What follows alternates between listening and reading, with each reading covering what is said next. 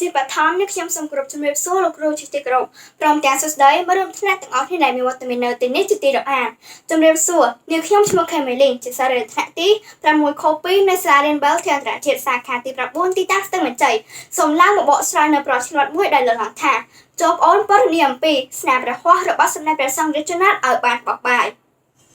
នៅពេលដែលគេនិយាយអំពីអក្សរសាស្ត្រខ្មែរគេតែងតែនិយាយអំពីមនុស្សម្នាក់ដែលមានកេរ្តិ៍ឈ្មោះល្បីល្បាញជាងគេនៅក្នុងប្រទេសកម្ពុជានោះគឺសម្ដេចព្រះសង្ឃរាជណាថដែលមានព្រះនាមពេញថាសម្ដេចព្រះមហាសុមេធាធិបតីចតញ្ញាណោជួនណាត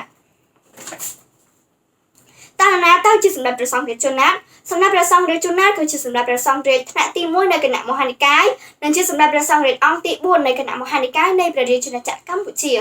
មុននឹងឈានចូលទៅដល់ការបកស្រាយប្រធានបទខាងលើឲ្យកាន់តែស៊ីជម្រៅមួយកម្រិតទៀតសូមអនុញ្ញាតឲ្យរួមនេះខ្ញុំបកស្រាយនៅពេលគន្លឹះចំនួន3ជាមុនសិនបើយោងទៅតាមវចនានុក្រមខ្មែររបស់សម្ដេចព្រះសង្ឃរាជណាថបានឲ្យនិយមន័យទៅលើពាក្យ1ស្នាព្រះហស្ថថ្នាក់ពាក្យនាម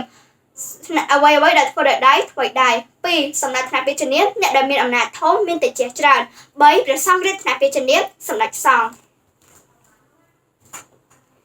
ជាការបណ្ណាសម្ដេចព្រះសង្ឃរាជណាថបានប្រសូតនៅថ្ងៃ11រោចខែផលកូនឆ្នាំវកឆស័កពុទ្ធសករាជ2427ត្រូវនៅថ្ងៃអង្គារទី11ខែមីនាគ្រិស្តសករាជ1883នៅភូមិកំរៀងឃុំរកាកោះស្រុកកងពិសីខេត្តកំពង់ស្ពឺសម្ដេចមានឪពុកនាមព្រំជួនម្ដាយនាមយុនិងមានប្អូនប្រុសនាមព្រំជួននុតនៅវ័យ14ឆ្នាំសម្ដេចព្រះសង្ឃរាជណាថបានបួសរហូតដល់ឆ្នាំ1899ហើយលោកបានមកកាន់វស្សាននៅវត្តឧណាឡោមរាជធានីភ្នំពេញលោកចេះភាសាបាលីសំស្ក្រឹតចេះចាំយ៉ាងស្ទាត់ជំនាញរីឯភាសាបរទេសវិញលោកចេះភាសាបារាំងអង់គ្លេសសៀមលាវវៀតណាមបានល្អបង្គាប់សម្ដេចព្រះសង្ឃរាជណាថមានស្នាព្រះហស្ថជាច្រើនទាំងផ្លូវលោកនិងផ្លូវធម៌ដែលផ្លូវលោកគឺគាត់បានកសាងសាលារៀនគាត់បានកសាងមន្ទីរពេទ្យបាននិពន្ធសៀវភៅវចនានុក្រមខ្មែរទាំងភាគ1និងភាគ2លោកបានកសាងស្ពានថ្នល់ទំនប់ទឹកជាដើមនិងបាននិពន្ធបទនគររាជដែលជាបទគោរពទង់ជាតិសប្តាហ៍ថ្ងៃនិងបទពងសាវតារខ្មែរថែមទៀតផងខាងផ្លូវធម៌វិញគឺលោកបាននិពន្ធសៀវភៅធម៌នានា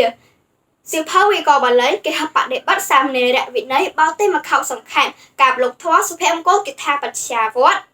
និងអត្ថបទផ្សេងៗដែលចុះក្នុងទស្សនាវដ្តីកម្ពុជាសូរិយាពលឺពុទ្ធសម្រាប់ព្រះសង្ឃរាជណាថបានប្រែគម្ពីរព្រះត្រៃបិដកដែលជាកញ្ច្រែងឬល្អី3សម្រាប់ផ្ទុកពាក្យពេចន៍របស់ព្រះសម្មាសម្ពុទ្ធរួមមានព្រះវិន័យព្រះសូត្រនិងព្រះអភិធម្មសម្រាប់ព្រះសង្ឃរាជណាថបានដឹកនាំគណៈប្រតិភូទៅប្រជុំផ្នែកពុទ្ធសាសនានៅ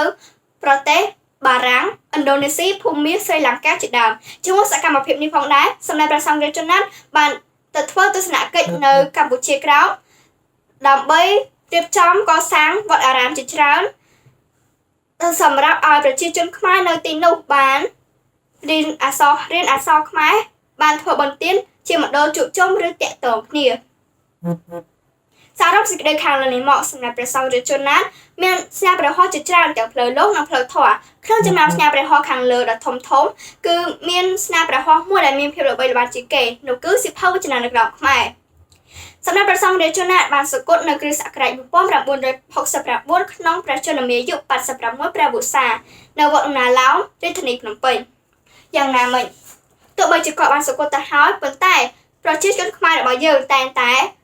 ចងចាំគោរពកោតសរសើរនិងប្រើប្រាស់សារប្រហោះដ៏ថ្លៃថ្លារបស់លោករហូតដល់សប្តាហ៍ថ្ងៃ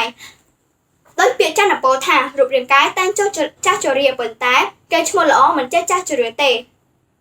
ដូច្នេះហើយយើងទាំងអស់គ្នាគួរតែខិតខំរៀនសូត្រនិងធ្វើជាមនុស្សដែលផ្ដល់ផលប្រយោជន៍ដល់សង្គមជាតិប្រទេសជាតិដោយសម្ដេចផងដែរជាចុងក្រោយនេះខ្ញុំសូមអរគុណលោកគ្រូនិងមិត្តភក្តិទាំងអស់គ្នាដែលបានចំណាយពេលវេលាដ៏មានតម្លៃស្ដាប់ការបកស្រាយប្រធានបទរបស់នាងខ្ញុំតាំងពីដើមរហូតដល់ចប់សូមអរគុណ